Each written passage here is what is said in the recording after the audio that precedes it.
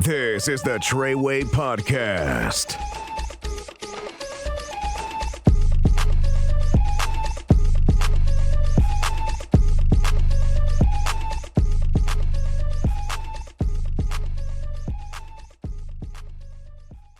What's up, guys? This is you guys from the Treyguey Podcast. This is your boy Javi. It's me, Don Cremazo. What's up, Cremazo? Chilling. We got two very special guests with us. Yeah, let's introduce him. We got Laura Flores. Hi, everybody. And we got DJ Freddy Fresh. Hey, everybody. What's going on? Hometown from Chicago, right? That's right. Chicago right. native right Hey, here. hey. Boom. I think I had to call it out, like starting the interview, that my name is also Freddy. All right. So, So whenever for you this get- interview, I'm going by Cremazo. Oh, okay. You can And call you'll me go- Fresh. You'll be fresh. Hey, Mr. Fresh in the building. We're going with Cremazo and Fresh. All right. Well, let's do it. Yeah. How are you guys doing? Good. Yeah. Feeling good today. How's yes. the weekend? We're finishing off. It's Sunday when we're recording this. How are you guys doing? What'd you guys do this weekend? This weekend, I went to a social. Oh, okay. Like a chimbo social that actually Okay. DJ Freddy Fresh was Yeah. doing. Okay. So this is actually, I've been DJing since Thursday, so I'm a little tired. Ooh, yeah. So I DJ Thursday, my Thursday residency, and then Friday at Kachimbo for a little bit. Last night at Madison, and tonight we got the Mambo Revival. So Oh, you're on the roll. yeah, every time I say I'm gonna DJ less, and then I look, it's like, damn, 4 days in a row. He's Right, booked. right. So, Yeah. He's so, booked. yeah, so that was my weekend. Okay. What about you, Cremazo? What'd you do? It snows, so I just chill. Oh, yeah. Now, I didn't get to do much. I tore my Achilles, so I'm wobbling around. Man. Yeah. Sending healing energy to that. I need like a like help me sign like Oh, man. everywhere I go. Yeah. But it's all good, man. I'm hustling out here. Whose footwork challenge class did you take? It was Samuel Mágico. Simon Michael. Okay. I thought you took Adrian's. Right. So one of the biggest things feedback we get with some of our interviews is that they're like, oh, it was a dope interview, but I don't know who they are or who the guest was, especially if it's a non-dancer who's listening. I want to do a little thing where like I want Fresh to tell me Laura's best accomplishments in the dance scene, Ooh. and I want Laura to tell me Freddy. Damn, that might get into a fight. Snap. Ooh. Damn. Or it notable or whatever you want. I mean, Okay. Mm-hmm. just so because I think most people tend to be humble, don't want to talk about themselves. So I think it'd be easier if you used to talk wow, about yeah, each other. that's You me, guys man. can't lie either Yeah. because we You can lie Googled too. you. Yeah, we Googled. I'm not gonna Google it. We Googled you guys, so we know the truth. You want to go first? I'll go first. I'll go first. All I'll right. go first. Oh, snap. All right. Well, it's funny. I've known Freddy for a really long time. As a matter of fact, when I first started dancing, he was around when I first started dancing. When I first started learning my On 2 basic, he was around for that. So I've known him for a really long time. Do you remember that, Freddy? Grupo Taino days. That's right, Damn. Taino days. Taino? Yes, Oh, yeah. So he was around for that. You remember that? Yeah, I used to work with the kids, He used to work with the kids, and, and that's Rocky used to work with them, yeah. and So I Oh, you're worked one of with Rocky's Rocky kids. for a brief Wow. moment, Oh, okay. and Freddie, that's how I met Freddie, was through that. So I would say that's an accomplishment because he's working with the kids. Right. Anytime you work with the kids, that's an accomplishment. Yeah, for you sure. know what I mean? So especially in the arts, Yeah. dance related. So that's That I think that needs a level of patience. yeah. Let's fill up his drink. You know what? coffee. That was a great time, honestly. Yeah. And I think at the time I was dancing with Sekou. Yeah. And so then someone asked me if I can like work with the Taino kids. Yeah. And yeah, eventually I kind of needed an enforcer to kind of come in and like be the bad person. Gotcha. So whenever they were, if she was there, they knew not to get out of line, So yeah, it was fun and challenging, but Who was your enforcer? oh man, I think I'm gonna leave her nameless. Oh I was shit. gonna say it, but I'm gonna say it. Yeah, but Her. yeah, Just I mean, her. if she's listening to this, she'll be like, "Damn it, Freddie!" Yeah, she'll know it's her. Yeah. But yeah, it's just that it was all things. You just don't want to yell at them. It's not the way to get the point across. Right. Yeah. And who knows what their day is like before you show up. So Yeah, so it was a fun time, but then like not long after that, I got into a really bad car accident, so I kind of had to stop. You know, so yeah, I actually stopped dancing for like 3 years. Oh, Yeah. So what happened? Mm-hmm. I crashed on the expressway, man. Damn. Yeah. Were you like DJing 4 nights on the road and you were No. just Oh, you were DJing then. No, actually, I was Right? on the was not DJing then. He wasn't. He was. Yeah. And yeah, so basically, like I was on the Skyway, and I have not been on the Skyway Oh, since. shit. But some kids, I had just paid the toll, and some kids threw like they waited for my car. They kind of timed it, and they lobbed like a huge rock up in the air. And then you were And right then behind it. No, and I had to swerve to avoid it, and I lost control of the car. So Oh my God. man, I thought that that's car was gonna nuts. flip. I was going, yeah. Oh shit. I didn't know At the that. time, I thought I was Mr. Cool, like shifting gears. And, Like Tokyo Drift? yeah, and then I'm like, look up, I'm like, oh shit, you know. But yeah, so Damn. yeah, I literally stopped dancing for 3 years because my back was hurting a lot. So Oh wow. Wow. No, I didn't know that. I know. but that's how I kind of disappeared. That's why, That's what you I was know, gonna- that makes because they were sense. like, why'd you stop teaching us? And I'm like, oh man, I'm in too much pain. People probably thought that you got into a relationship. That's He met a girl. He's out. That's He usually probably what got- happens, right? Right. He probably got married. he booed up. Yeah. now. Yeah. He's booed up. Yeah, but So yeah, that's one of his accomplishments. Okay. And then, I mean, he mentioned it, but he also danced and worked with Sekou. That's another accomplishment, which I also had the opportunity to work and train with Sekou too. So I know how that is. yeah. Yeah. That's an accomplishment. Can you Yeah. explain in 2 sentences who Sekou is for the people who don't know? Sekou McMiller, just literally Google Sekou McMiller. You hear that, people? Just Google it.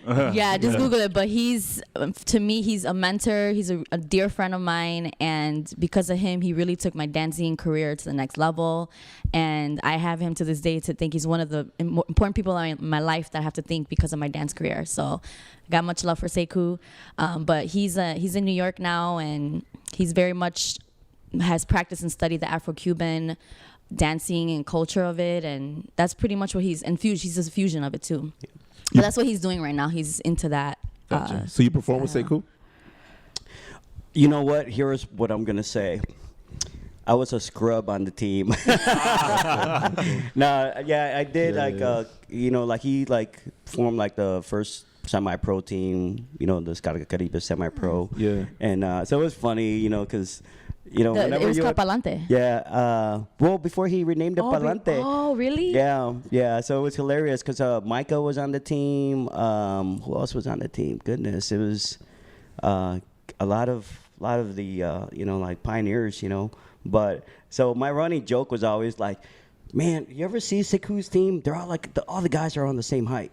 Man, I'm not tall enough. I'm never gonna perform. Put you in the back. And then I see, then eventually, like after I leave, you know, I see Jesus Aguilera up, and I'm like, damn it, I had a chance. Yeah. So yeah, but Wow. yeah. Yep. And then let's see. Then his next accomplishment is he was a very important, very well loved instructor at Mixed Motion Art Dance Academy. He had his ongoing classes. It was 1 or 2 classes. It was just one. It was the one. Yeah. Everyone loved his class. One night I'm in Everyone, the class. man. Really? Oh my goodness. He was popular. Everyone came shit. to take his Yeah. class. What so- would you do to like attract that love? You know what? I kind of just looked at it as what, like, you know, I mean, everyone thinks we're Latino and we should know how to dance and Right. whatnot, but man, I couldn't even dance merengue, bro. The side to side. My sister would be like, "What are you doing?" I was like, "Trying to dance." You know, she's like, "Stop." You're embarrassing the family. But yeah, so I kind of just thought about like my experiences as a dancer and what worked for me, and what I can relate to like someone. Yeah. You know, because we all have our challenges, you know. But if we look at Yeah. dance in the big picture, where here's this turn pattern, and you're like, you know, you see it and you think, there's no way I'm gonna do that. get it. But if you work like on little sections and keep adding slowly to the repertoire, then it becomes an extension of you. Right. Versus trying to remember a turn pattern altogether. But I like that. so Yeah. I think in general, that's how I looked at it. Just kind of like everything for turn patterns, at least for the guys, has an entry and an exit, right? You kind of like start a turn pattern, you finish that move, And if you finish it cleanly, you can go into something else. But if it's sloppy, then it's just going to be that term pattern you learn in the class. Right. You know, so that's kind of like where the creativity comes from, I think. So, Dope. yeah. Dope. Now, what do you think about him as a DJ? His best accomplishment. Okay, that's what I'm saying. So that was the next thing I was gonna say. See, I have my little sequence here. Yes. I get you. So then from there, you taught at MMA for a while. Yeah. I'd say it was 5 years, maybe 4 years. Yeah. It was, So then after that, we had a farewell last class, going away. Thank you, class and party. It's Oh, funny. he was hanging up the gloves? Yeah, The he was taking off dance the shoes. gloves. The dance shoes. The dance shoes. Yeah. Take off You the- better throw the them on the instructor phone dance shoes. line. He still dances, but during that time, even before, he had already developed. Freddie Fresh was already born. Okay. Yeah. she's a creator of that. Is she a creator of the name? Yeah, Ooh, I no. absolutely hated that name. Really? Yeah, I did. Oh, Yeah. you didn't tell me. Damn. You didn't So tell I me. got a funny story on that when we get to that. Okay. Yeah. So, I don't know. I like giving nicknames to people, and I like doing little jingles. Like got you. I I got like you. secretly. Yeah. Okay. Well, not anymore, but You're a Yeah. big alliteration person. Yeah. yeah. That's what she was texting him when you were serving the drinks. Like, I got a nickname for them. yeah, for real. But no, so every time, since he was always at the studio, and then he started DJing at events, and the events that we would start holding, and just the term Freddie Fresh will always come to me every time I see him, and I always have to sing it. So it's like Yeah. Freddie Fresh. I would walk in. You need that drop. I gotta say, Yeah. I did love that when I was, Right? You're like, oh. but then I started seeing it like in the events, and I'm like, Yeah. oh fuck. So yeah. So what made you want to keep it as your DJ name? Well, you know what? Honestly, so very early on, like when I started DJing, like I got scooped up by a promoter like right away, Yeah. and so he's like, "Hey, what do you want us to put down as your name?" And I was like, "Oh, DJ Freddy O, right?" So then, Boring. yeah. so then, like, Why DJO though? Like, that was my last last name, Oh, okay. Yeah, Put Ovaya, his government name out there.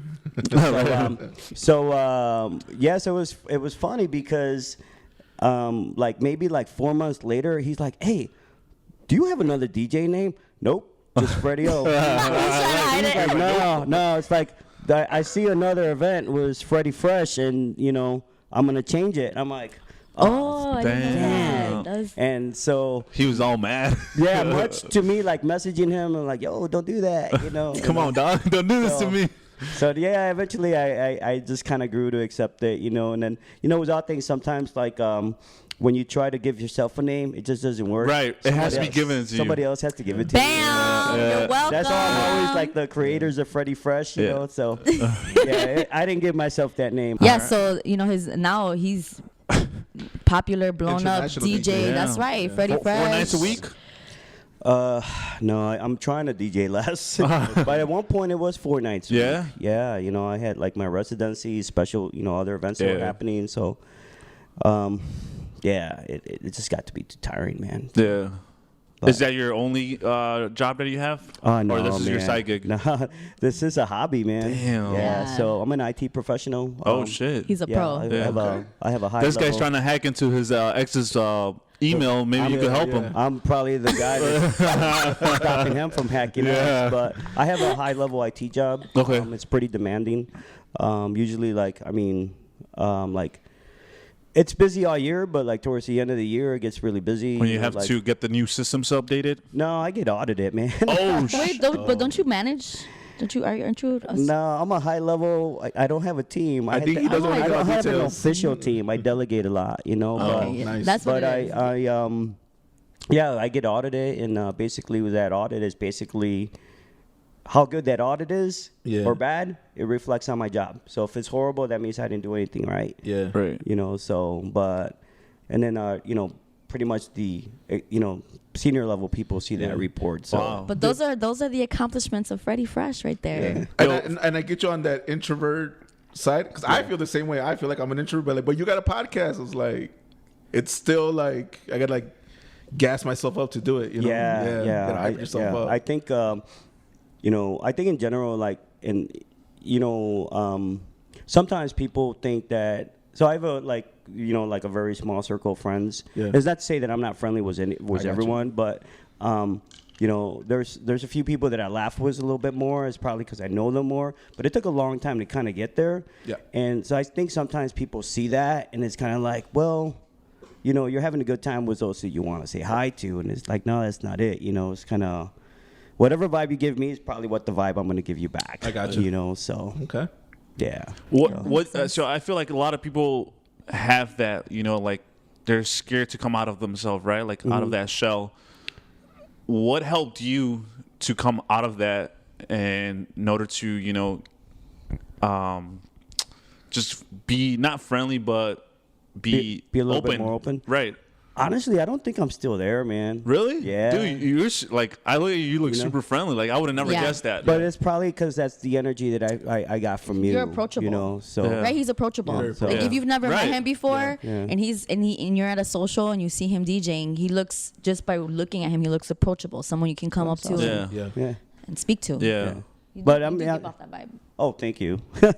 Sometimes I don't. I think I don't know. I mean, but like, I usually like. So here, I'm gonna tell you a story because so there's this guy I see out all the time, and I was leaving one of my gigs, and he's like, "Hey, say bye to your friend." And I turned around and I was like, "I don't know that guy. He was at the door talking to a girl. So why did I have to Right. say bye to him, right?" Like cock block. And he was like, and then he's like, man, and then he got into some story about like, and he's like, man, that's like, I don't know why he thought at that moment that, that it was okay for me to do that. Right. Because then he goes into like, hey, by the way, there's a few people that tell me that you and Frankie are assholes. And I'm like, is this going to get What? edited out? Wow, right. And I'm like, what do you mean? And he's like, no, but don't worry, man. I kind of said to him like, hey, they're really cool with me. So if by any chance they're an ass with you, you probably came at them as an ass. Right. So Oh. they in fact gave it back.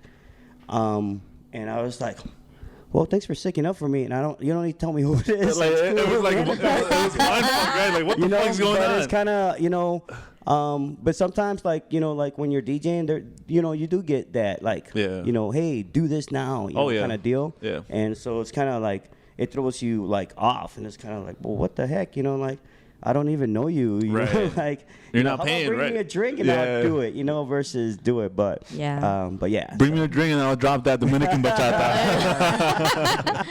yeah, Or leave but- you like a $5, $10 or yeah, something. So, but yeah. So. Okay. How about Laura's? Well, man, she had a lot, by the way. She had a lot. I know. Yeah. I know him.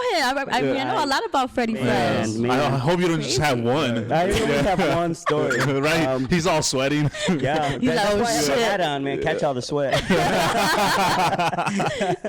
So, so as Laura mentioned, we met like, gosh, a long time ago. And like I said, I actually met her at Grupo Taino, so, I've seen Laura like evolve over the years. And I actually still remember the day that she came up to me and she's like, hey, Freddy, I quit my job and I'm gonna teach for a living. Oh, wow. And she was so excited, and I was happy for her, but at the same time, I'm like, A little nervous. I was kind of nervous for her. Why were you nervous, though? Personally, honestly, I just kind of felt like, obviously she had all the talent in the world to do it. And obviously she's still doing it, Right. like 10 Hey. was all things, I guess at the time I was just kind of like, for me personally, like, again, I do this as a hobby, and I teach, as a hobby. And I always kind of think to myself, like, I personally couldn't support myself, was it? Just doing that. So that's why I Right. was like, there was a split second. I was like, are you sure that's what you want to do? Yeah. But she was so excited that all I could do was support her. I appreciate that, Freddie. For real. Was all things, it's kind of like big brother to little sister. Like, Right. yo, is that sure you want to do that? You Right, know? like but, bump him with the elbow. But no, it was cool. It was at Alhambra Palace actually where I ran into her at the time. I remember that. Man. But so like I said, she, I met her at Taino. I encouraged her to like try out for Descarga Caribe, and next thing you know, Sekou McMiller. she's performing with them. In fact, I think you went to London, right? I did. I went to London. I went twice. She was on the cover, Yeah. you know, No shit. of the Yes. poster. Yeah, I was yeah, like, damn. That is very true. Laura blew up, Right. But I remember seeing her, but you know, I think you were dancing hip hop at the time, though, right? Yes. I was dancing. Salsa came because by accident, to be honest. It came because through hip hop house, which is what I started dancing with. That's you got the b-boy look right now. Was what? You got the b-boy look right now. Yeah, but no. That's how I started dancing. Was like house, hip hop, more house. You know, like it's time for the percolate. I started doing that. So that came through a friend who was in Taino. She was in a group I was with, like a house hip hop group, and she was the one that invited me to go to Taino to work with the kids actually too. Okay, so you were working with the kids too, huh? Yeah, because she's the director. She wanted the kids to learn something different from salsa. So like, show them something, house, hip hop, and then in return, you'll learn salsa. And so for me, I'm dancer at heart. It's in my blood. I was like, yeah sure, let's do it. Yeah. So that's how it started for me. That's how I got into the whole salsa thing. Okay. And then from there, like the whole thing with meeting Freddy, and then the rest is history. Not to do any math, but how old were you guys when you guys started dancing? Like when you guys started meeting each other? Like Taino? Right. Man, how old were you? I don't remember. I don't remember either. Yeah. Yeah. We could edit it if you don't. Yeah. I think I was 28 at the time. Yeah. Were you really? Yeah, may have been. I don't remember. Yeah, we don't remember. Okay. Yeah. We'll keep it that way. Yeah. But so then like I said, she joined the Descarga Caribe, and then I think you even had a little stint where when Jesus started his group was Modern Clave. Didn't you do that too as well? I did. I was actually Jesus's partner. Oh yeah, snaps. For a moment, I was Jesus's partner in his company Modern Clave, which he started. Which was shortly after Descargas was done and over with. At that time, Sekou moved to New York. So there was a lot going on. And like he said, at that time, I was already dancing full-time as a career at that time. And then also around that time is when I opened MMA Dance Academy. Right, you're a founder, right? Yeah, founder, co-owner. Yes. Okay. That's Wow. what I was about to get to. Yeah, they opened. He's a storyteller too. Yeah, he's a story. He got the sequence. So then they opened Mixed Motion Art on Milwaukee Avenue, which is the original location. Original location. Milwaukee and what? Milwaukee by Fullerton. By Fullerton, in between Fullerton and California. Gotcha. Yeah, so and that's actually how they brought me on, and actually I believe you guys were going somewhere to train, and they reached out to me to see if I can teach the class for them for like a month. Yeah. And first of all, I was honored that they were asking me, because for them, it's always just been them two as the instructors. Yeah. Like I feel like this is, not to say, I mean, at least here in Chicago, I think they're the only studio that I know of for only for a long time. Like the originals? It was only the owners teaching, right? For a long time. So for them to add me on, I was like, damn. Damn. Like, what do they want? Good. So after they went on this training for a month. It was a month. Yeah. And then when they came back, that's when they asked me to teach for them. But that studio was, what year was that when you guys formed that studio? That was in 2009. MMA just turned 10 last year. Congrats. Yes. Wow. I know. It's very surreal. I was like, wow, it's 10? What happened? It went by like this. Wow. It went by so fast. But that Milwaukee Avenue location was everything. Yeah. So we were there for about 5 years before we actually moved locations. Gotcha. But that location, that studio was What great. was the biggest roadblock in deciding to open your own studio? The biggest roadblock? Ooh, okay. So when I told Freddy that I was going full time to be a dancer, to make it my living, I was actually working at a ballroom dance studio. And that's why the owners of that ballroom dance studio asked me to come on full time. So that's how I started. So I was teaching private lessons all day. I was teaching group classes every night. And that's how I was making my living. That's how I was able to do it. And I was getting paid. Damn. So The money it was good. Yeah, the money was really good. It was. I Right. mean, the ballroom world, the money's always good. in the ballroom. Really? Oh my god. I hear that all the time. Oh, Yeah. it's Tell us crazy. about it. Like, Crazy good. Crazy good. what makes it better than like Latin dance? Because a lot of times in the ballroom world, you have people that it's very different in the sense of how it's approached when people want to learn how to dance. Salsa world versus ballroom world. So you have people, the ballroom was really revolved around competitions. That's it. Eventually, let's say you wanted to go to a ballroom studio and you wanted to learn how to dance ballroom, right? There's so many styles, by the way. So you start learning. The idea is eventually, and first of all, when you go, the group classes aren't really big. The real money maker there, private lessons. Really? So if you go to a ballroom studio, more than likely you're going to be sold on private lessons, not group classes. So, like, the private lessons are sort of like coaching them for these competitions? Correct. So then eventually, so let's say you're taking with me for a good, let's say a year. Eventually, I'll be like, so Javier, you want to compete real quick? You want to do a little ballroom competition? And you hype me up, right? Like, I'm like, yeah, I mean, I guess. main beginner, bronze level. You've been dancing for a year. You know exactly what to do. You're ready. You don't Right. even know, but you're ready for this competition. And then you'll Right. be like, you know what, Laura, you're right. Let's do this. I'm on, right? Yeah. So then once you get hooked into that competition, it's over. Really? Because then from there, what happens is the student gets so they're invested. So they're like, I want to compete more, which means more private lesson time. Right. Which means more money. Right. So it's, you Gotcha. get paid Wow. in the ballroom world. I've heard it kind of like analogous to like playing golf versus playing soccer. Soccer has the Lansing it's a lower barrier of entry monetary wise, where the ballroom is like golf. You need to like get all the equipment. You need to be part of a country club. There's a higher barrier. Yes, Yeah. for sure, Yeah. for sure. But I will say they worked my ass off too. I was dancing, teaching all damn day. Okay. Yeah. Like my first lesson will probably start around 12, Wow. and I would teach. I'm not kidding. Private lessons nonstop from 12 to 6:30. I'm not kidding. Straight. Sometimes I wouldn't even break? have no lunch break because I'm teaching straight through. Damn. And then at 7 p.m. I'll have a quick 30-minute break. Then at 7 p.m. all the way till 9, I teach group classes.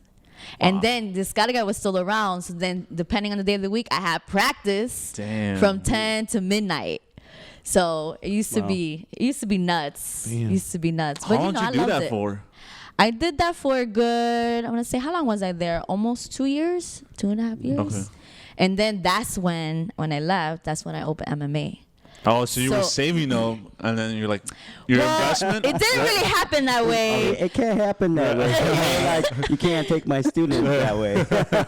Yeah. So to answer your question, the roadblocks when I opened MMA is there's a lot that went down with that. There was a non-compete contract that I signed with the ballroom studio, but when I signed the contract, again, a lesson learned. The owners of the studio knew that I came from the salsa world, so I already knew how to dance salsa. I already knew how to teach it on tour, for that matter. So I specifically asked him, well, in the non-compete, it says if I ever decide to leave, I can't teach within 25 miles of the city of Chicago for 2 years. So that's it. Like, I wouldn't be able to teach. And y'all know that's how I make my living, right? Right. So I told him, I was like, well, eventually when I do leave here, I'm still going to go back teaching salsa. You know that, right? I had this conversation with him. Right. He's like, of course. That's not, we mean ballroom. You can't teach Yeah. ballroom. But I didn't get it in writing. Oh. So I took his word for it. So when I left, I opened the studio. It was in August of 2009. All the way. So I was underground. I was being low key about it because I wasn't sure. You For that remember? reason? They had like paper on the. We had the windows. brown paper on the windows. So when students would come to be like, is this a studio? And we're like, open? welcome, come in. Yeah, this is the salsa studio, So yeah, I had to be real low keys because of that freaking contract. And then not until December, I'm thinking, I'm getting away with it. So you're timing it. I was timing it. It was like August, September, October, November, December. Okay, it's been about 4 months. I haven't heard anything from anyone. I think I'm good. I'm going to make, which is how the black ball was born, by the way. Yeah, oh shit. So we have quarterly events now. It's called spring ball, white ball, fall ball, black ball. The black ball was born because it was the grand opening. I decided I'm gonna have a grand opening party in December. It's gonna be a black ball event. Boom, it's all good. Grand opening. It was a good party, by the way. Okay. So then, Did you drink that day? yes, I did. Okay. All right. I'm doing So, mind you, at the end of December, right? That black ball was in probably mid December. At the end of December, I was served. I was served. Wow. Yeah. So, mind you, I've only been in business for 4 months. You I were was served at the studio? Yep. Or at home? At the studio. They showed up at the black ball. No. This was at the end of the month. Awesome. That would be crazy. No, that would not have been awesome. Hey, that guy's timing is off. But Yeah, I was served. So that was a huge roadblock because I was just starting off, getting my feet wet, owning my first business, trying to get it off the ground.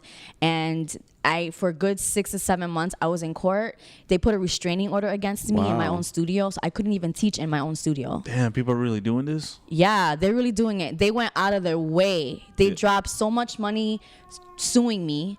Because I heard through the grapevine from so here's the thing. I had to get lawyers, of course. I had 2 lawyers representing me through a wonderful nonprofit organization for artists called the LCA. So I was very lucky to have 2 lawyers represent me for free. Wow. For free. So for the whole 6-7 months while we were in litigation and trying to figure this out, having court days, this and that, these guys that were suing me were dropping 50,000 suing us just because of the For real? yeah, because 25, 30,000, like it kept racking up because we had to constantly have me and court dates and all these things. So they were trying to like get us, what's the word? They were trying to, basically get us out of business Squeeze because you of out, kinda. Right. Yeah. But they didn't know that it was pro bono.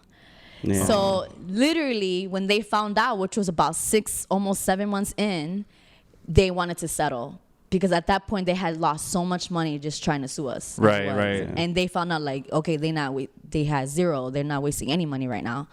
So, but it was hard because during that time, like I said, I had to teach my private lessons out of my house. Like I had my students come to the house because I couldn't do it at the studio. They were sending spies to the studio. Really? To make sure I to wasn't take the teaching. private classes? Make sure you were on time? No, yeah, for real. Like fake students inquiring about private lessons or group classes. How will you know, like, were you suspicious, like, let me see your ID or something, like, make sure? No, because, you could just tell. By that time, you could tell when someone's just really was really interested. And not only that, but, I would be around to manage the studio, but I had to be careful to make sure I couldn't teach group classes. And like I said, I was teaching private lessons out of my house. Shortly after I was served, I want to say maybe a month after me, my business partner, he was served too because he worked at the same ballroom studio. So both of us were being sued. Wow. Yeah, so that was a huge roadblock. So speaking of contracts, prior to me actually, like after I had my car accident, I kind of wanted to get back into dance. And so it was funny because I go to LR and Marixa like sees me and she's like, hey, I know you want to get back into dance. Would you be interested in being part of the team? And I was like, damn, it's like, like super like excited. invitation, right? I was like, I was so, like pumped. And then around that same time, like one of the other studios, they approached me about like, hey, would you like to teach for us, right? So because I hadn't danced for so long, it was kind of like join a team or teach, right? And in my heart, I wanted to, I was like, I'd rather dance for LR. And I remember like reaching out and I just never heard back. And so I went into teaching at another studio, but they made me sign a non-compete contract. Now, my non-compete was 50 miles, right? Oh, damn. So Damn, 50 miles. you were I locked remember down. signing it. I'm thinking, well, if I ever quit, I don't think I'm going to teach again. And then I'm like looking at the radius, how far. I'm like, damn, That's far. I got to teach in Kenosha if I ever want to teach again, right? Madison. Madison, right? Madison or Champaign. So at the time, I think my daughter was like 3, and so she, like I got my daughter involved in like we were at the time we were going to Luke Conte when she was an infant, and then then we switched to a local studio that was out by us, and somehow they asked me if I wanted to teach, right? And I was like, yeah, I don't really want to, but if you guys want to like reintroduce line dance, sure, I'll teach. And then like maybe like my third week there, these 2 students come in, right? And so I'm already eyeballing them, right? Because you can tell where they learn based on certain moves they do. So I kind of walk over, I'm like, you guys danced before?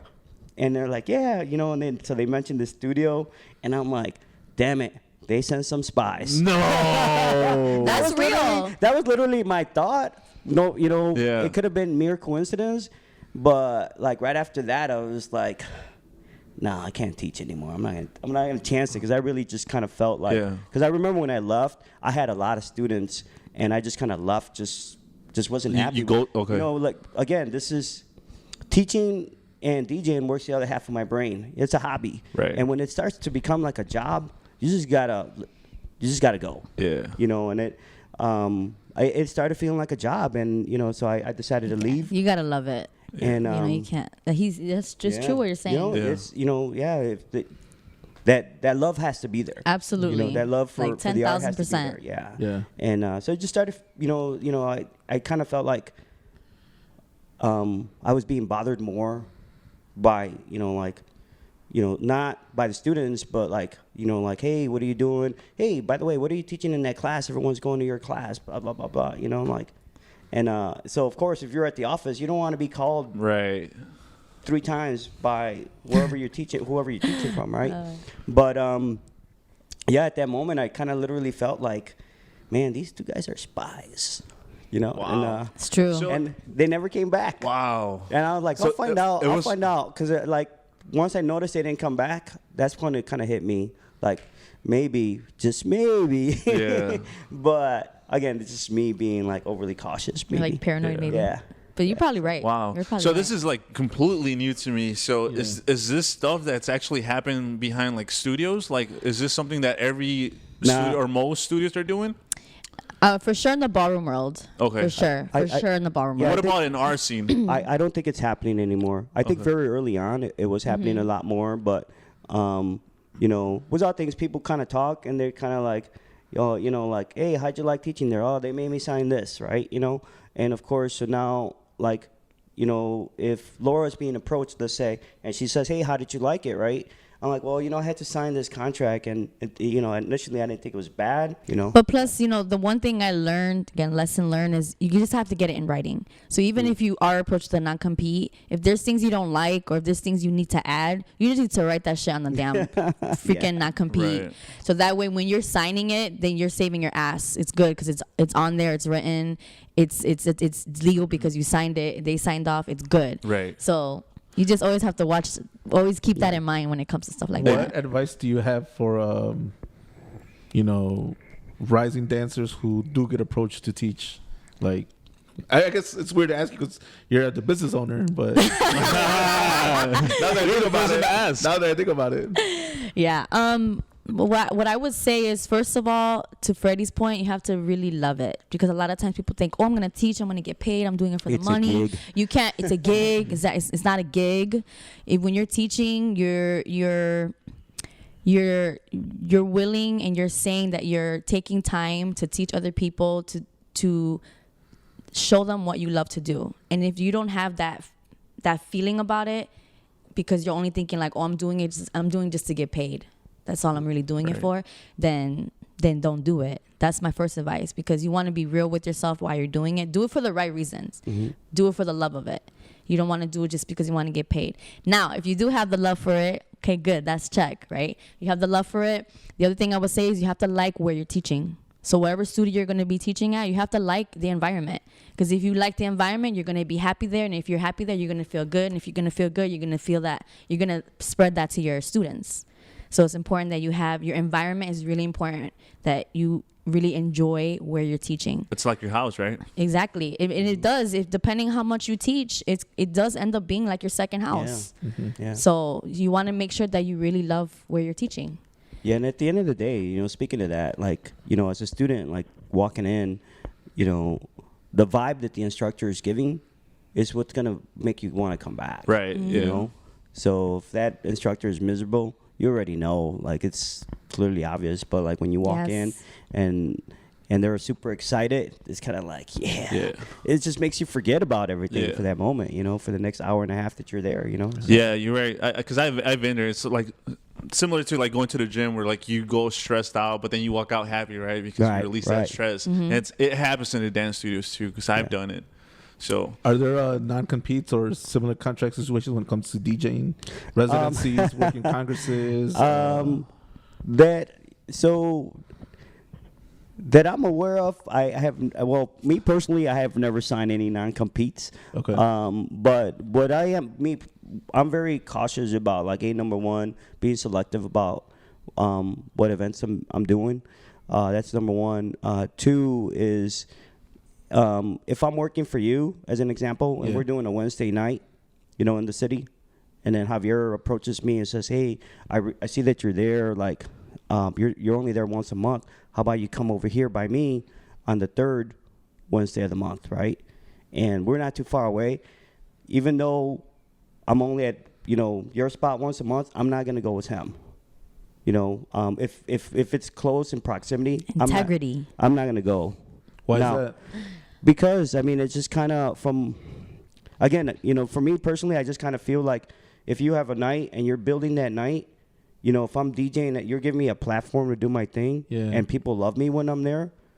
And let's say now those people are starting to go, but on the third Wednesday of the month, they know I'm somewhere else. Even though, you know, I don't want to take that crowd to his spot. Yeah. Right.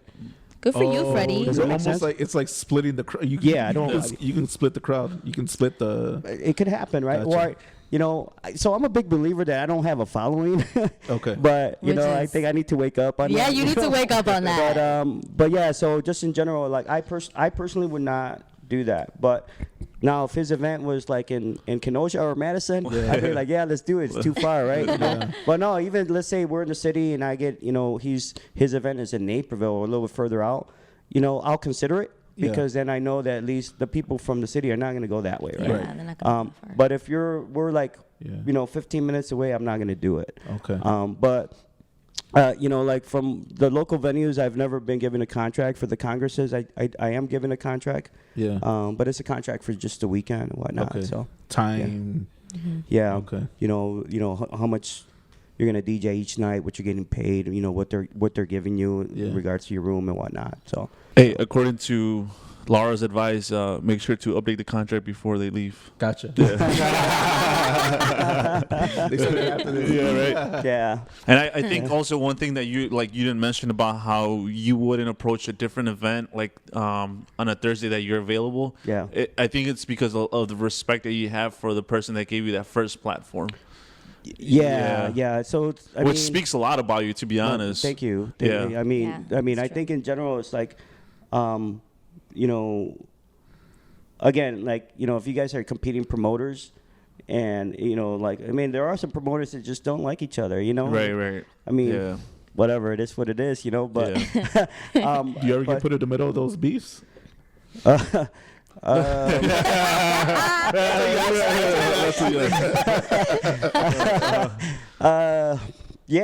think I feel like I've been pitted in there, you know.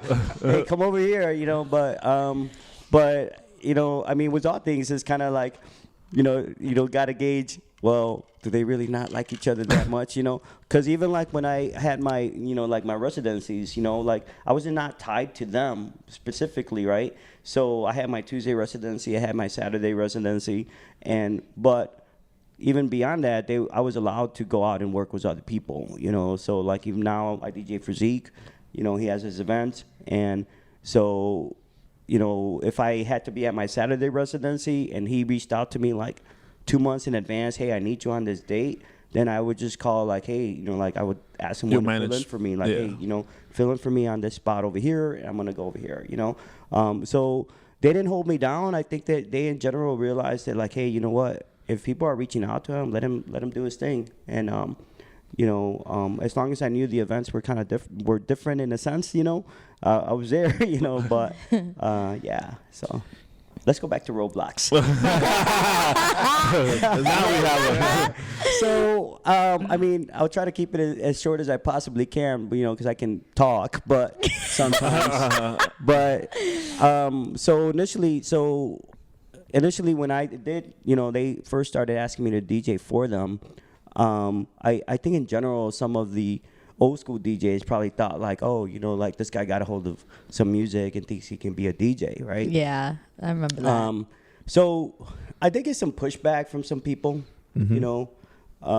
There's a lot of Starting out, right? It didn't start out right, you know. I had some haters. some haters, you know? right? I was You know, they, you know, but I mean, like I started DJing when I was 14. You know, it's not like with the and- cassettes and vinyl.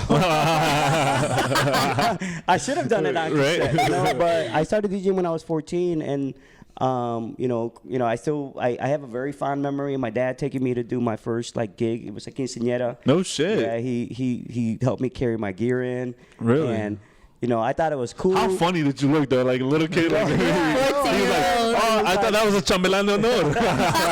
He was part of the chorus. Now he's a DJ. DJ. Right. But I was like, you know, and I still remember. I thought it was cool because you know there was a band, so I only played for like two In between. 15-minute sets. Yeah. And you know I got paid like $300, and Hell I'm yeah. like, damn, this is cool, you know. Right. But you know, again, like you know, me personally, I didn't really know how to market that, you know, so I didn't really take advantage of that. But so you know, I probably like, you know, for whatever reason, I just kind of like stopped. I think mainly it was more like I just couldn't afford like going to buy records all the time. I get Right. an allowance and I'd go and start buying, you know, and in those days you had to buy 2 records of everything. You know, Yeah, because you got to, you had to back up your shit. Yeah, you know, and not Yeah. only that, if the song was really long, you had to figure out how to like, all right, I'm gonna cut this song at this point and make it shorter. Which kind of brings me to the way I even do DJ now. People were like, "Yo, bro, we love the way you mix." Blah blah blah. blah. So, Laura, Yes. you recently, well, not recently, but you actually moved to New York, right? I did. I made the move. You made the move. I took the big step. Is that the move to move to New York? Of course, And as a train. dancer, Tell as us a about- salsera, yes, Yeah. of course. When you know New York is the mecca. But yes, New York was an amazing experience. The one thing I will say about even moving, first of all, if you're thinking about moving to a city in general, do it. Just do it. And it is scary as hell. I'm not gonna lie. It's scary because you're going and doing something that you're getting out of your comfort zone, and New York is a big city. I'm a city girl. And I loved it. I love New York. But the one thing I learned that's separate from the dancing alone is just you learn so much about yourself. Like you learn so much about yourself as a person because you just like New York, the lifestyle is so different from Chicago lifestyle. So that was a huge adjustment for me. Because I'm used to, we all live a certain way in Chicago, right? You're used to doing certain things. You're used to having a car. You're used to going to these places. You're used to eating here. You're used to going there. So you think in hindsight like, oh, what's so hard about that? You know, that doesn't seem hard. Well, it's an adjustment. So when you move into another city like New York, it's a huge adjustment, let alone finding a place to live. And then the way New York is old. Yeah. It's an old city. So anywhere, like you're not going to be in a place like this. Unless you drop in the dollar bill. Right. Yeah, you drop Dropping in. that cheddar. You dropping that cheddar. You're not going to, New York doesn't know. Not like Where this. did you live in New York? I was in the Heights. I lived in the Heights. Okay. Yep, off of 181st and Broadway. Oh, okay. Then you Yeah, up there. yeah, I was up there. I You was up almost there. in Inwood. Yeah, basically, I was like, literally 10 blocks away from Inwood. Gotcha. But I love New York. I had such a great time. I trained with Yamule. Shout out Yamule. Shout out Yamule. What's up, everybody? Yamule. I had a great time. There's a lot of great people there. Amazing dancers, not just in Yamule, but just in New York in general. I mean, even when you go out social dancing and go out to different social events, and it's quite an experience. That's all it is. What made you make this move as a owner? All your life has been here in Chicago. Yes. What drew that change in you, that want? It's something I've always wanted to do. It's been a dream of mine for a very long time. and something that has always been on my mind. And it just happened to be that in 2017, right after CSBF, I had the opportunity to have the conversation with the director of Yamule, and I was thinking, at first it was going to be going out there for 3 months just to work and train with them for 3 months. But then he's like, well, if you're going to come out here for 3 months, you might as well stay for like maybe 6 months or, maybe more. Yeah. So then I started really thinking about it. I was like, man, if I'm going to do that, I might as well stay out there for a year. I might as well just go and do it. It's been something I've been wanting to do for a very long time. I was in a place in life where I was able to do it financially, still have the studio and still be able to move to New York to train and to upgrade myself as a dancer and as an instructor and as a co-owner of a studio. So that's how I saw it for myself. So I felt like I had the opportunity, so I took it. Gotcha. I feel like if there's any time to do it, I have to do it now. It's now or never, right? Yeah, it's now or never. Yeah. So that's why I tell people, I'm like, if you ever have a thought of moving to another city, wanting to train, even if there's so many people, especially dancers, they want to move to New York, but they have some type of fear or scared, they're scared to do it or other reasons. I said, like, you just need to go. You just need to do it. And I always say, like, even go for just 3 months, try it out to see. At least that way you can just be like, I did it. Yeah, right. I went out there, I did it. And then from there, a lot of times people end up staying. But what, I'm going to stay longer than 3 months. But at least you could say for yourself, like, I did it. I went out there, I moved to another city. I trained with different people. I surrounded myself with different people, different environment, different dancers. Yeah, it was amazing. So you almost saw like as like a sabbatical, like where a college professor will teach at another university for like 2 semesters. Right. Yeah, I mean, that's exactly how it is for me. So I feel like now that I moved back, first of all, I'm so happy to be back. Yeah. Oh, my God, I'm so happy to be back. I do miss New York. I'm not going to lie. I miss it, but my lifestyle in Chicago is just so beautiful. I love it here so much. And because of living in New York, you just realize I feel so grateful. You just come across gratitude so much more, especially like I have a newfound love for Chicago too. Mm-hmm. But yeah, New York was such an amazing journey. I'm so grateful for it. And I learned so much, and Yamule is no joke. They are no joke. Like when people see, I mean, you guys seen the performances? I drop out of their workshops. Yeah, I hear this all the time. I hear this all the time. I was like, man, dude, I'm done, man. I'm done. This is what happens when you take the Yamule workshop. You tear your Achilles. Yeah. Oh man. Yeah, no, it's true. Kidding. No, people. I get that all the time. Like, oh, you know what, Laura? I took a workshop with them, and I couldn't. The shines portion, I had to step out. But I respect it though. I respect it because you're not holding off, for like dancers like me. If it's advanced, it's advanced. Right. I like that. I like that, especially at a Congress because you read it advanced. All right, cool. That's me. Yeah. And if you're getting it, cool. And if you don't, people usually back out, and then they let the dance floor for the dancers that actually want to take it. Mm-hmm. Especially Osmad. He doesn't. Yeah. He doesn't. No, he does not care. But I do respect it a lot. He isn't. Yeah. You ever asked him why? Like, yo, slow your shit down. He teaches like that, or. That's just how he is. Okay. Is he like that in the studio? Yeah. Okay. Yes, and more. Yes. Yes. I mean, he's very he's a matter of fact. He's very like straightforward, and he doesn't like excuses. He likes to get to work. He works very hard, and he expects you to pick things up without asking questions. Right. Yeah. And that's it. And he expects you to get it right away and be able to do it right away to speed. And that's just how he is, So it's funny you say that because even though like for me personally, like, I mean obviously like I rarely dance nowadays, but I never thought of myself as an advanced dancer. Okay. He is. Even though he was teaching. Hey, there's a lot of people teaching this shit.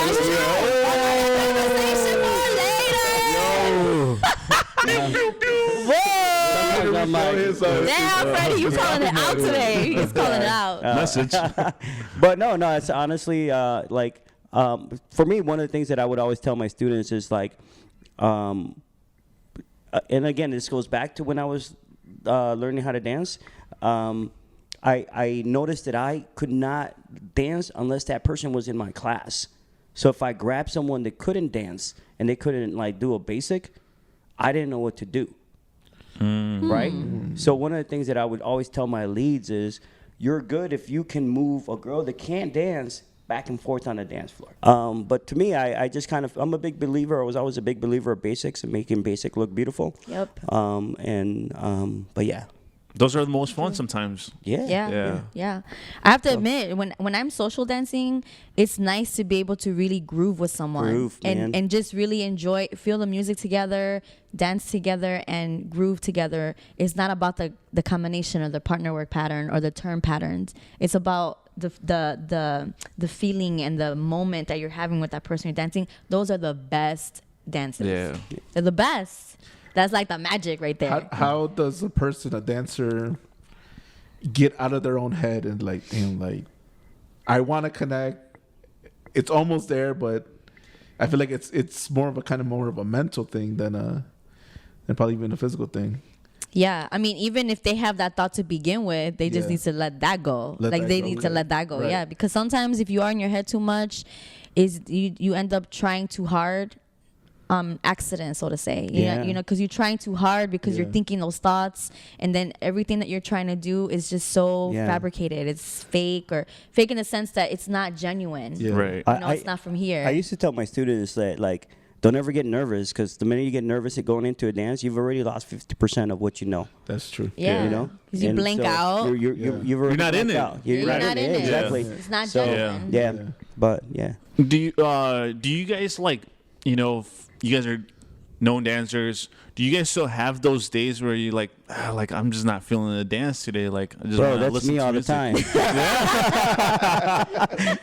Is it? Bro, yeah. I mean, I don't mean it in a bad way. It's Right, just right. like, It happens, right? A lot of times, for me personally, like, obviously, because I'm DJing so often now that, like, I'll pick and choose my spots of when I'm going to go out, right? Because if I'm not feeling the music or I know it's going to get played, I just won't show up. So if right? you're not feeling your own music? Well, I always feel my own music. No, but I mean, so sometimes, I mean, like when I'm out, I'm usually tired, and and if someone, first of all, I'm not at a point anymore where if I'm at somewhere where there's dancing, I'm not trying to find someone to dance. Right. I'm just not there anymore. It's not to say that I don't enjoy dance. It's just, there's those guys that go out and they're just like, all right, who here can dance, right? Yeah. But I have the I'm not feeling it kind of deal. Or if someone comes and asks me to dance, and if I'm not feeling the song, I've actually told people, look, I don't really like this song, and I'm gonna give you a bad dance. Yeah. And I think sometimes they get a little offended, because if it's someone that doesn't know me, but I'll go back and look for them, but usually I'm not really like, that like, person. I don't really feel like dancing. And the other thing that kind of happens too, a lot of times when I'm DJing, someone's asking me to dance, and I don't know what I'm playing next. So it's really hard for me to be like, okay, let me dance, because now, I'm feeding off of you. So if I'm dancing, I've lost that disconnect. Yeah. Mm-hmm. So Right. I think some people don't get it, and it's okay. So I've had that conversation with somebody where, like, oh, I don't get asked out to dance a lot. And their kind of like reasoning was there's some type of prejudice that goes on in the scene, whether it be like colorism or maybe like, and I'm like, well, did you ask somebody to dance? I go 95% of the time, that guy's probably going to say yes. He's going to say yeah. I think most of the time, in general, I think the dancers are going to gravitate to those they know first. That's what I mean. Yeah. Exactly. And then so that person that may be new may not get asked to dance. Even they could be a badass dancer from out of town, but no one will approach until somebody else approaches. Like, oh damn, like, that girl can dance. Yeah. But in general, I think one of the things that I used to see back when I was dancing is that, like for me, I think dancing was like, I always thought it was a Latino thing, So then to see it so diverse, I would walk into places and I wouldn't look at like maybe you're Caucasian or you're a black person, like, oh, and then that was not my first thought. I thought I had to gravitate towards like an Hispanic person Yeah. to dance, right? So I will say that I was guilty of that at first, you know, but then it hit me that it was very diverse. When I met Sekou, I'm like, you can dance? Yeah. He could dance. But yeah, so Okay. And when I explain to that person, I go, I always put things on me. Like, what can I do to change this scenario? So I told him, like, if I'm out one night and I really want to dance, I tend to be more friendlier. I say hi to everybody. I make the rounds because I want people or followers who don't know me to say, oh, well, I'm trying to lower the creep value, right? Yeah. The creeper meter. Right, the creep meter, right. So like, oh, well, he knows such and such and knows such and such. He might be an okay guy, or okay dancer, whatever. But like, there's nice, that's why I like Avondale. Is like sometimes I just want to just chill by the bar. Yeah. yeah. I just may not say hi to everybody that I know. Right. I just Yeah. chill because I want to chill. I don't want to dance. So I feel like my behavior can affect how I interact your with other mood. dancers. And The mood you're actually, in. that's that you bring up a good point because like for a long time, I've always been a music junkie, so there are certain venues that I would go to just like check out a live band, and I didn't want to dance, right? So I would be by the stage, being a groupie and seeing them jam out. But of course, if someone that sees you, that knows you, that can dance, they would yeah. get upset because I was like, yo, why aren't you dancing? I'm Yeah. like listening to the band, Yeah. and they didn't always understand that. So I had to learn to kind of hide and listen to the band, So it's like, all right, let me not upset anybody. Like, because literally sometimes it became like, why did you come out? It's true. I can understand that. So I'm like, damn, I like music too. Now it's Right. like I don't want to dance Now all you the got girls time. calling you a bitch. Yeah, he's a bitch anyway. Wow. Ah, damn. Yeah, so Right, so your behavior, you can change that. And I was trying to explain it to this person that go ask her out to dance, and they didn't want to do it. So I was like, Yeah, I feel like I think it's so important that women just take the opportunity and just ask somebody to dance. Just go. It's not. There's nothing about it. There's nothing. People sometimes make it a big deal, and it's nothing. It's all dance. yeah. right, Regardless of who asks who. So years ago, I was working in Washington D.C. yeah, and I went out to eat to Ruth Chris, and so Juanes would happen to be there eating. Oh, really? Oh. Yeah. So Were you wearing a camisa negra? I was not eating. Damn. I was not wearing la No. camisa negra. That's why you didn't get the picture. But I walked in, and I saw him like, and they sat me right next to him. And I kind of looked, and he was there with his family, and so then I started looking at my phone, like, is he here in concert, type deal? See no concerts, but I didn't bother him. The place was empty, but I could tell he was like having just dinner with his Enjoying with his himself. family. Family. Yeah, So I was like, cool, So I sat there, and then like after he left, the waiter comes over to me and says, "Hey, did you not recognize who was sitting there?" And I said, "Yeah, I recognized him."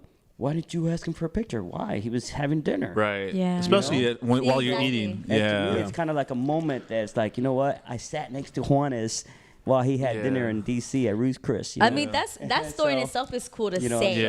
As opposed to trying to get a picture, Right. his Yeah. family dinner. So- Yeah, I mean that's a cool Yeah, story. so it was Yeah. cool. It was a cool moment. But yeah, I was like, I was looking at my phone to see if he was in concert. But then I asked the guy, like, "Hey, why is he here?" And apparently he goes to DC quite a bit. I don't know for what. Oh, wow.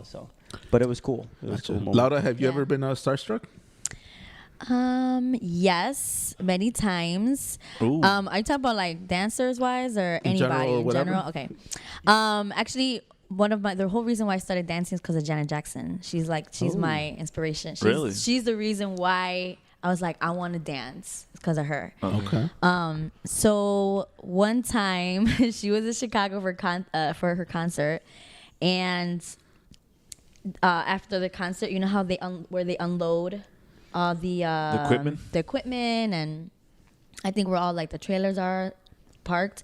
I remember going back there, and of course a lot of fans do too. So we went back there to wait to see if she was gonna come out, and she did. She came out in this limo, and she had the window cracked down this low, and I happened to be on the side that she was on in the car.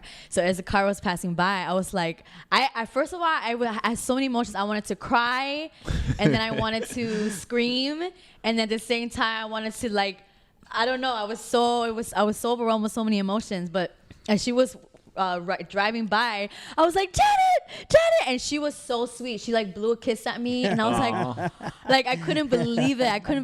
And she looked so happy. She was so genuine too about it, you know. And I remember, because that's not the end of the story. So let me tell you what happened after that. So I was like, I'm gonna follow her. So I had the car nearby. Oh my god! Wow, Creeper. Yo, Whoa! So she was staying at the Knickerbocker Hotel. Oh my god! Snap. Yup, in downtown. And I ended up seeing her going, like, I literally followed her and her crew all the way down there. Just because I wanted to. you were really fast. Yeah, I I really you were, wanted like, to. in line with a bunch of people, and then you hopped in your car. No, yeah, because I was like parked close already. Damn. Like, I was kind of, you know, just so like, if I catch her, cool. If not, cool, I'm gonna go home. Okay, You know or what I'm follow saying? her. Right, in this case, follow her. So I did. I ended up going down there to see, but you know, I guess they had a secret entrance because Didn't I go never into the got to front. see her actually come out the car. And when the car turned the corner, I didn't even know where the hell that car went. Really? So by the time I pulled up by the hotel, I was like, where in the hell did they go? Like, it's like they disappeared or something. Yeah. So They booked it on you. They knew you were following them. They knew. They got into the decoy car. Pull into this garage. Switch cars. Yeah. Yeah. But yeah, that was a big starstruck moment for me. Yeah. How does dancing evolve into, similar to the same question, what's different about the Chicago dance scene to the New York dance scene, the community? What's better about New York, or what's better about Chicago? Is the scene ups and downs. gentrified?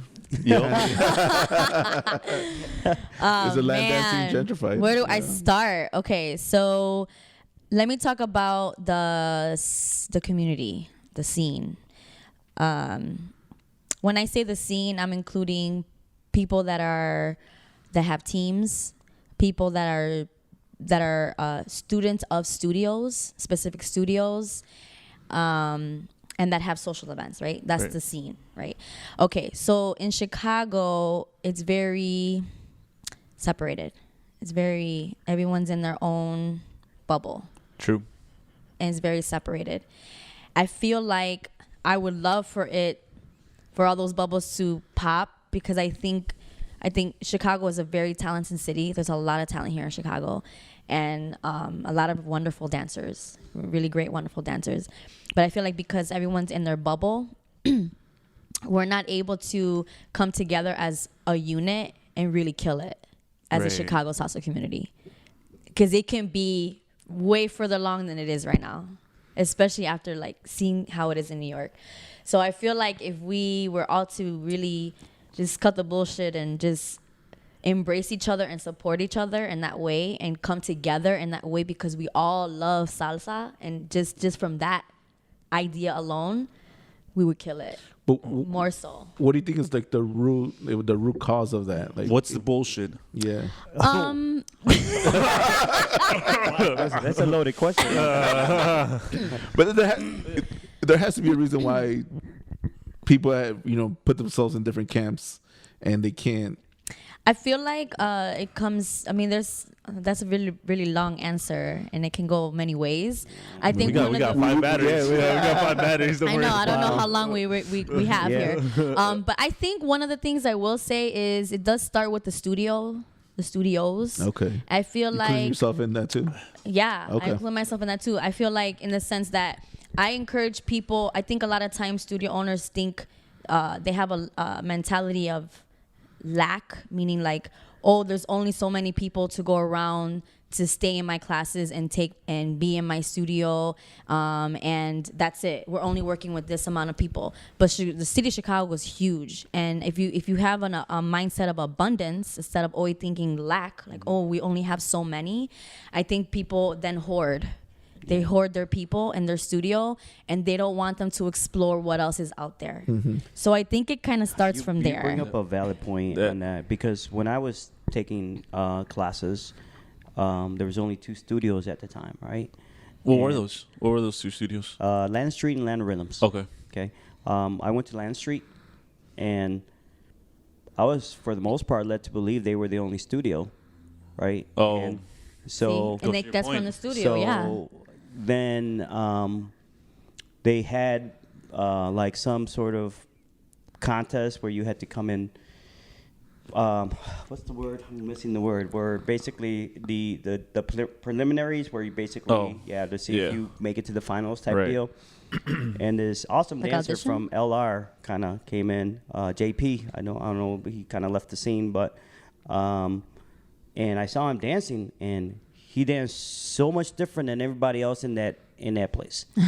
And I was like, who in the heck is this guy, right? You Jonathan Pantoja?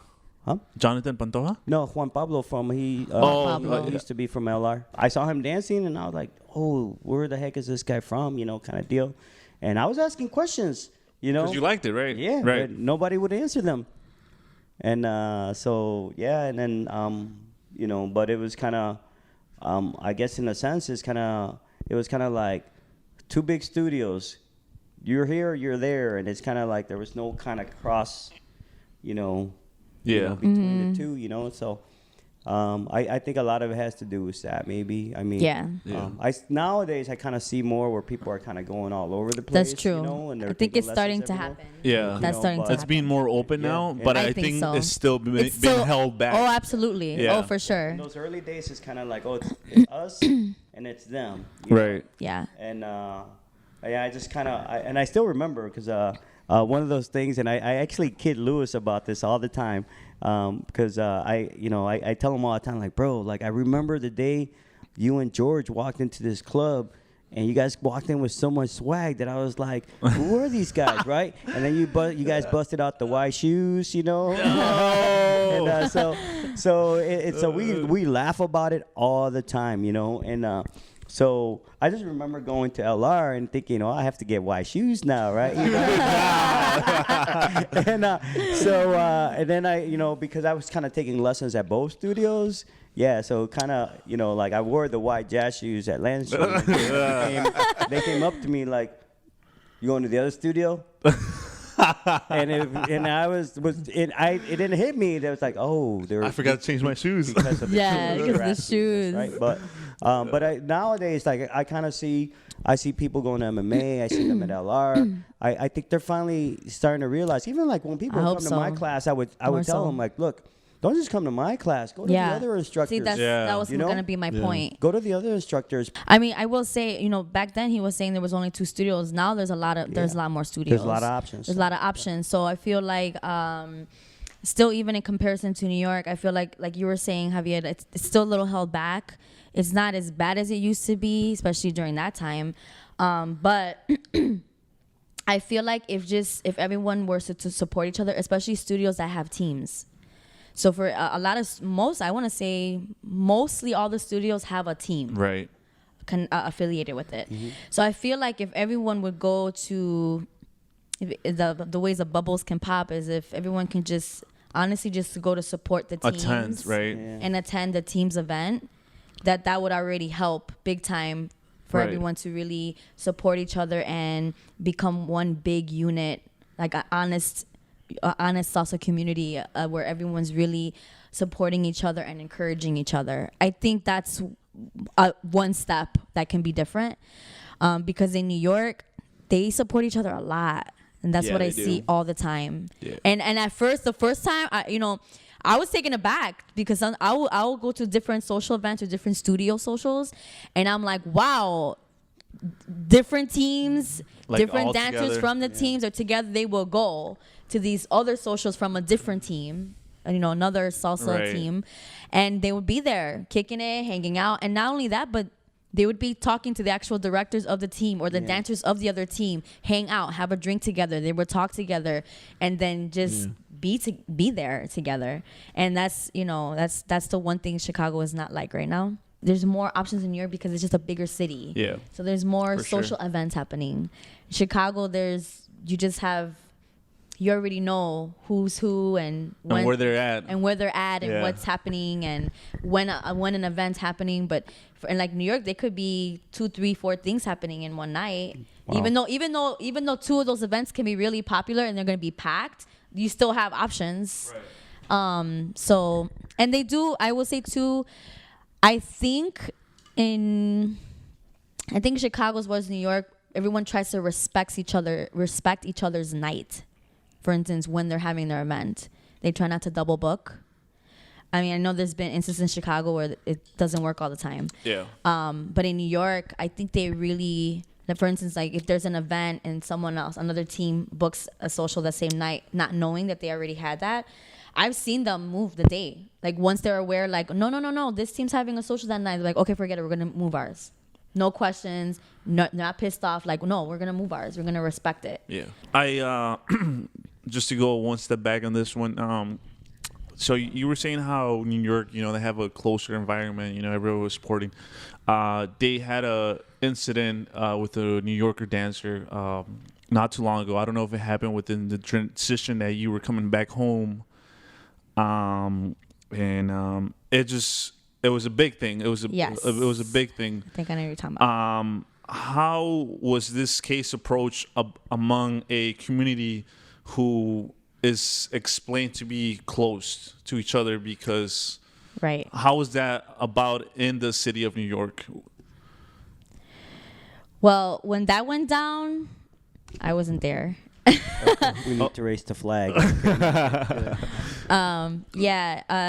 What I do have to say about that though is a couple things. When that information was exposed, I felt like, I have a stance on both ways. One as a dancer and one as a woman. Okay, so as a woman, I feel like I feel like that was an opportunity or a platform for other women to come out and out other and citizens from other men, because I've heard many, many stories, like really crazy stories, and these are from salsa superstars, Yeah. So I feel like in the culture, I think it's bigger than a New York, Chicago thing. I think it's a salsa community of the world thing, because I feel like if you have a big name in the salsa community, wherever you live, I feel like it's acceptable. They feel like it's acceptable to do certain things and get away with it. And the thing is, as a woman, sometimes you have to feel like you have to hide it, or you feel embarrassed, or you feel like you can't say nothing because of their status. And because they have that status, you don't say anything about it. So then when this went down, I feel like I was like, oh shit. I got nervous because I'm like, damn, I feel like something's about to happen. People are going to start dropping other names and saying things that they've been through and this and that. And in that, it didn't happen, which I was a little upset about. But then it became this huge attack on him, on this guy. And so as a dancer, being aware of this information, I think is something important for everybody to know. But at the same time, there's a lot, and then a lot of the comments that I read that was happening with that, it gets a little messy, I think, in that sense, because there's a lot of miscommunication. That's what I'm saying. And not actual facts. Exactly. Like, right? So I just feel like the word from a woman, a female, it could be so strong that it could completely ruin somebody's life. Speaking towards a male, and I know it could be vice versa, right? It could be facts. I'm like you. I think if it was a fact that there was both sides of the story that no one really knows, right? Besides the people that were affected by this. It's just like some people are questioning, like, well, why did it take so long? And I'm not trying to target New York, because Chicago ourselves, we have things that are as big. Big, and then we're not speaking up on it, but then all of a sudden we hear something from a different state, and it's like, oh, okay, I got an input on that, but like, yo, come on, like, we have our own city, and we're not even speaking about that, right? But that's just my opinion. So it was just like it was a big thing in the whole scene, right? Because it got a lot of things involved, like not just New York, like I was saying, it was just like that, and I just feel like It's just some things that we should keep talking about, and then Absolutely. being aware of the things Being that aware, could happen, yeah. because no one's perfect. In this world, no one's perfect, and things are gonna be messed up. People are gonna fuck up, and it's just like, how can you prevent it? Yeah. From not happening. Looking out after each other. Like it goes Right. back to what we were saying, like being a closer community. Yeah. Yeah. So you gotta watch for each other. You gotta look out for each other and really stand up for each other and take care of each other. We have to take care of each other. Right. And I feel like that is a really main point of preventing Absolutely. things like that. Yep. So for your guys' professional career and personal life, what do you guys have for the future? What's ahead? Oh man. Well, I'm gonna DJ at the Chicago International Salsa Congress. Hey, Here. You know where to catch So them. I have that coming up. I'm gonna DJ in San Antonio next weekend. Hey, Awesome. Okay. So of all things, and I was like, "Yo, what room you want me in?" Like, bachata room. All right, whatever. Not in a bad way. This is what I told one of my friends. See, I think Yeah. I'm officially a bachata DJ. Yeah. They're flying me out to San Antonio to be in the bachata room. So I have that going, and then Chicago International Salsa Congress. We have a new night that's starting out. We're doing on Wednesdays, Cafecito. It's slowly growing. Palladium nights. Palladium nights on Wednesdays. It's an early night. We have that going. I'm kind of excited about that. It's slowly but surely building. It is. The owner's committed, so we're not going away anytime soon. That's awesome. Then obviously I do my Thursdays, bachata Thursdays. But long-term goal, man. I was actually telling someone I actually want to be on. It's not a plugger, man. Don't send this to him. But I actually, for me personally, it'd be awesome to kind of be on the DJ Soul Tricks Bachata Mixed Live show. Ooh, DJ Soul Tricks. Okay. So that's No for me. pressure. That's a personal goal right No now. pressure. Yeah. It's gonna happen. It's It will, it will. It's It's gonna happen. Forget all the other events. I want to be on that. Yeah. But so and again, I'm a big believer of not really reaching out to people and say, hey, let me, would it be cool if I can come down and DJ this event? I think in general, like I think my work speaks for itself. How about you, Laura? Your personal Upcomings. goals. There's a lot happening. Okay. like Share what I you can said, share. there's a couple things that are happening, like I said, very, very soon that I can't talk about yet. But when I post it, you can more than you became more than welcome to repost it. Ooh, tag us. We would love to share it. Yeah. So there are, it's funny. Before I was making the move back to Chicago, there's been a lot of things that I've had ideas that I wanted to do for MMA and for myself, moving back. And one night I've had these ideas in my head.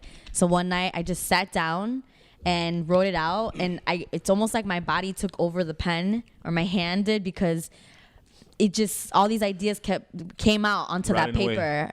And the next thing I know, when I stopped, there was like 4 pages long, front and back, of all the things that I want to happen in 2020 as upon my moving back to Chicago.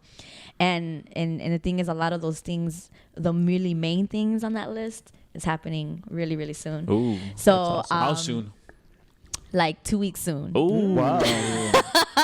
Yeah, 2 weeks soon. One of them 2 weeks soon. Another one 3 weeks. The Okay. week after. That's great. Are these like personal or like studio? Studio related. Okay. Studio Awesome. related, yes. Nice. Yeah. So like I said, you guys will hear about it soon. Other than that, as far as myself or Laura Flores brand, I have plans to continue performing with Gigi, the ladies duo. She is, I don't know if you guys know who Vitico La Magia is, Magia dancers in New York. The Magia dancers started their team again, and Vitico's the director, and she is his partner. But I will say this: she will come to one of our ball events. You guys can watch us perform at one of MMA ball events. Is that the one happening in 2 weeks or? No. Actually, our next spring ball event, which of course DJ Freddy Fresh is DJing at, The ones and the it's twos. Friday, March 13th. All right. Yeah, and it's gonna be at the MMA studio. But anyways, so as far as that, I want to perform more with Gigi this year. Really get us out there more. We've already done 2 great performances in New York at Salsa Mania, and then the other one at Candela Fridays, which were so much fun. And honestly, too, it was a big deal for me because it was something that I did for myself, for my own brand outside of the Yamule brand before I moved back to Chicago. So it was a really big ending goal for me before my move back, was to do something in my own name. Nice. Outside of who I was training with. Gotcha. So it was a really great goal that I accomplished. But yeah, dancing, performing with her this year. There's some other things too I have in the works for Laura, like my own brand. So again, follow me on Instagram. Hey. Laura Flores, that dancer. Okay, that's me. Because you'll see a lot of announcements there too. But yeah, there's a lot of really great things happening with MMA more than anything. And the thing is that it's been a really long time coming. Because like I said, the studio just turned 10. So I feel like I came here with a huge purpose, and I came here to really drive things forward, like fast. Yeah. You're executing at this point. Yeah. Oh, for Okay. sure. Awesome. So it's been something that it's been cooking, and now it's like, take it out the oven. We're ready to eat it up. Hungry. Yeah. Exactly. So that's all I can say for now. I know it's probably not like, Boo! I know. Boo, boo. We want the tea. Yeah. Okay. No, maybe I could say one thing. All right, let it out. Okay, I can say one thing. You see what that boo? That's the equivalent of a screaming culero to the DJ. Culero. Let me tell the audience, stop the podcast and hit fast forward. Yeah, right. You can say I it now. know. Don't listen. Please don't listen to what she's about to say. No, you guys should do Spoiler is like, alert. I'm like, okay, so what's happening and then mute the sound. Right. Spoiler alert. Yeah. Spoiler alert. No screenshots. Yeah. No, one of the big things is that I'm developing pop-up locations for the studio. So Oh, I just nice. secured my Lincoln Park pop-up location for Oh, MMA. nice. Oh, I like that. Nice. Yeah, so I'm tying in with Palladium Nights. Oh crap. Okay. Yeah. All right. No. So I Instead have- of them coming to you, you come. They're going to the Lincoln Park location. Yeah. Wow. So now Interesting. MMA's headquarters is the main location now, Yeah. and then we're gonna start having pop-up locations throughout the city. Oh. Nice. So we've Nice. secured our first one in Lincoln Park. Wow. I like that because it's it's a new way of thinking. You're not stuck to brick and mortar. You're not. You're Right. thinking like Right. being. You're almost like the Uber of salsa classes. Yeah, if you think yeah, about it, yeah. you know? Oh, I like come to that. you. Yeah. I like that. Yeah. So that's The one of the Postmates biggest of, things. Yeah, you the know, Postmates. yeah. Yeah. So that's one of the biggest things. I think the next hood we're gonna hit up is Jefferson Park. Okay. Okay. My brother actually has a studio in Jefferson Park. He just opened a studio, which is it's kind of a studio of a little bit of everything. There's photography there, there's classes there, then there's art there, everything. My brother Jonathan Flores, Alchemy Chicago is the name of his studio. Alchemy Chicago, alright. So Treyguey Podcast headquarters. So yeah, I think that will be the next pop up, and then from there we're gonna go from there. See Alright, other pop gotcha. applications happening. Wow. So That's I'm a- really that's a really great happy idea. about that. Congrats. I'm so happy about Congrats. it. I like your forward thinking. Yeah. Thank you, Yeah. thank you. Also, I want to say congratulations to you guys because today's apparently their 1 year anniversary. Oh snap! So Well, you not brought me today, out but for the around this anniversary? area. Around Yeah, this time, yeah. but Oh, okay. Well, they've been around congrats, for a guys. year. Yeah. I think the 5th of February. Yeah. I think is when we Hey, Yeah. so That's congrats to you that's when we guys. dropped the Mambaloo episode. Yeah. Oh Yeah. yeah, that I remember listening to that one. Yeah. Yeah. It's great, man. Yeah, so congratulations to Thank you you, guys. thank you. Yeah. Let's close off with anything you guys want to close off. Like again, this episode was for you guys. Any final thoughts you guys Yeah. want to say to the people?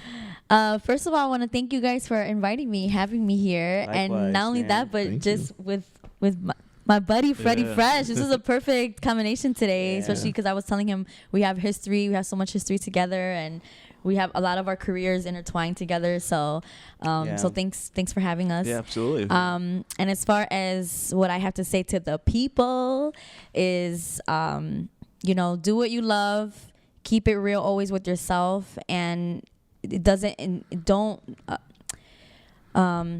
don't have to live life with caring about what other people think. So release that. Release it. Just let it go because it doesn't matter what people think. Do you. Always do you. You don't need anyone's approval. You never need anyone's approval. You only need your own approval. So that's what I have to say. Oh man, you guys are looking at me. All eyes on you. So yeah, go longer you know, so I could think of what I'm right, saying. let me take out Let my me bust a little joker. note, like, but yeah, same thing. First off, I just want to say thank you, for inviting me. Yeah, to it was be a awesome, guest. man. It was really awesome. At first when you guys asked me, I'm like, why would you guys want to interview me? Kind of deal. But thank you for having me here. Thank you for having us here. But for me personally, anything that I want to just say out to like the people that are out there listening, keep rocking with me.